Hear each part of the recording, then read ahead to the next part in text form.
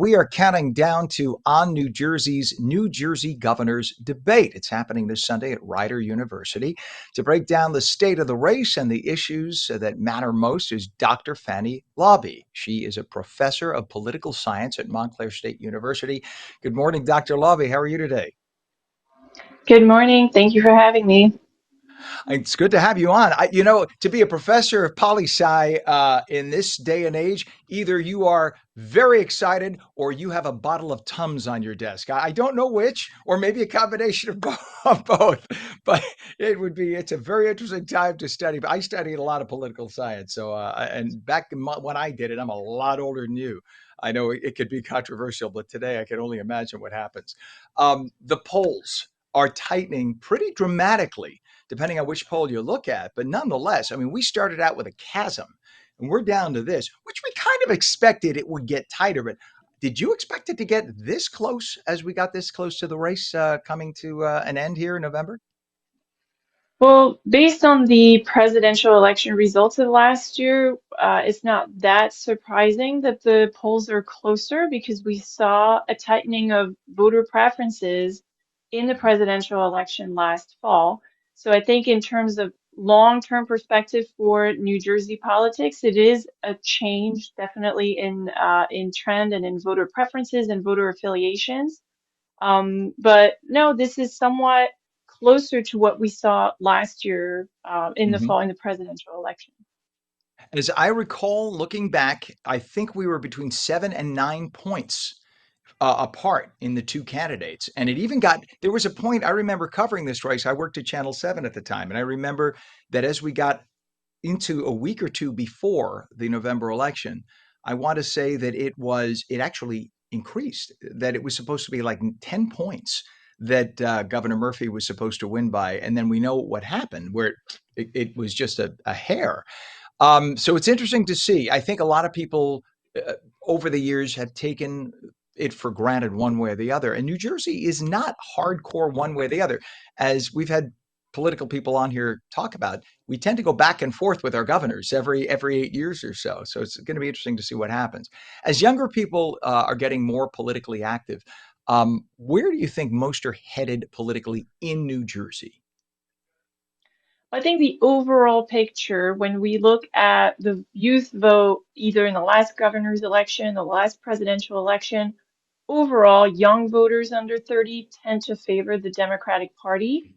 But we did see some changes in the election of last fall where the margin of victory for Democratic candidates amongst the youth was smaller, right? So the youth vote was slightly less favorable to Harris than it had been to Biden in 2020. The big difference, though, was amongst young men rather than young women. So young women overall have tended to stay more affiliated with the Democratic Party, but young men, particularly young men of color, have shifted dramatically to the Republican Party. Now, when I say dramatically, it doesn't mean that a majority of them support Republican candidates, but we've seen. Whereas back in 2020 or 2016, we would see perhaps like 70 or 80% of young Black men or young Latino men support the Democratic candidate. These numbers kind of tumble to closer to 50 or 40% supporting the Democratic candidate in the last election. So it's really, we tend to think about it more in terms of gender rather than in terms of age or race. Interesting. That is fascinating. And there are different things that motivate people, right? So I know that we used to do research when I worked at the network in terms of what motivated, because our target was 25-50 for women. And I remember hearing our consultants saying the biggest motivating factor is safety and security. Now, this was 10 years ago. I don't know what the case is today, but that safety and security motivated most women in the 25 to 54 demographic. And men, it was a whole different thing. It was about financial security. And that doesn't mean that obviously doesn't overlap and everybody has their own beliefs individually, but that they're looking for different things. And that's why there's a difference in the voting. So it'll be interesting to see which candidate represents what to and being that it's an open thing. We don't have an incumbent this time around. Do you also think that the local election in New Jersey, even though it's a statewide, do you think a local election will motivate the numbers of voters to come out this year like the national election did? That's a good question. Usually in local elections, we see, especially whether that's local or off-year election or midterm elections, we see a significant dip in Hmm. participation. So I think we can definitely expect that, not only because voters may not be as aware that there is an election, there's usually less attention, less media attention on an off-year election or a midterm election. But there's also something like voter fatigue, right? And so we've Hmm. been talking about politics a lot. We've been encouraging people to vote a lot. And voting takes time, it takes information. And so some voters, those who are the least likely to vote because they face the most challenges or they're the least interested in politics, those are the ones who are most likely to drop off in and off year election. So really the challenge for candidates is to get these voters to be interested enough and be motivated enough to come back 1 year after the presidential election. And that's particularly challenging for young voters.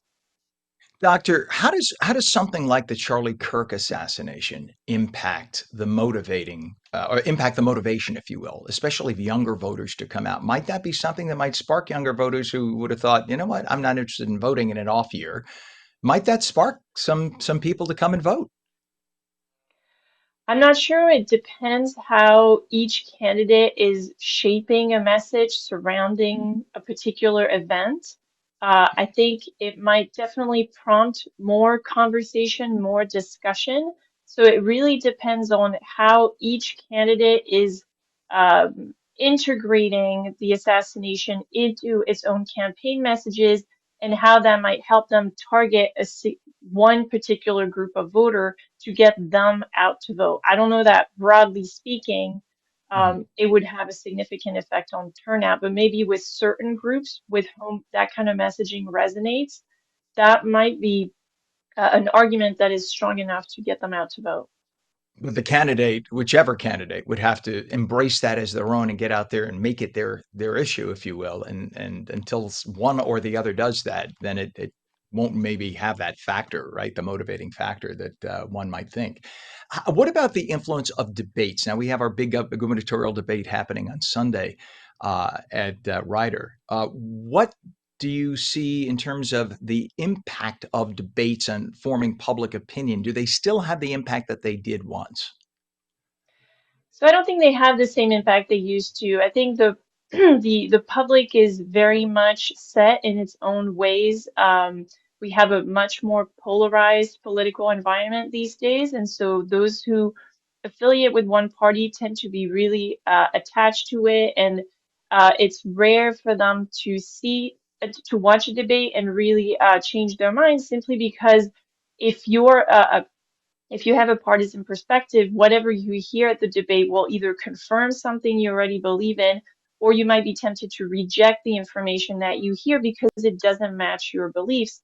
So really, debates are most likely can have an impact on someone who is not affiliated with a party, or it may have an impact on someone who's an independent voter. And that's really who the candidates are going after in this period of the election.